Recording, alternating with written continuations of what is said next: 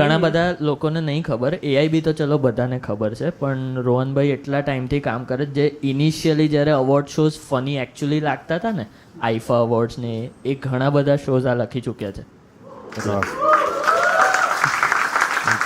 એ ગેગ્સના રીરન્સ અત્યારે જોવામાં આવે છે યુટ્યુબ પર, એટલે એ બહુ ગોલ્ડ વસ્તુ હતી.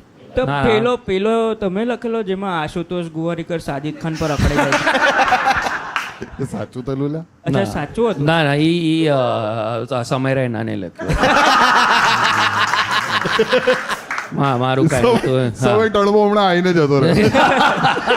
પાછળ આવ્યો. ના પણ એ એકચ્યુઅલી ના, મેં એવું કીધું કે સમય આ સ્ટેજ પર આવશે તો અમારો બંધ કરાવી દેશે.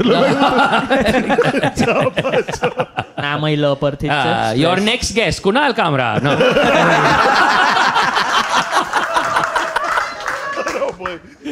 તમિલનાડુ જોવું પડશે પછી.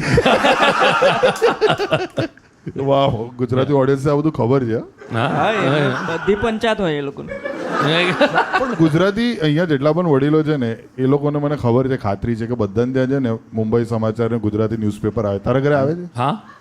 તો એમાં સૌથી પહેલા વડીલો છે ને બેસણાનું જ પાનું ખોલ્યું.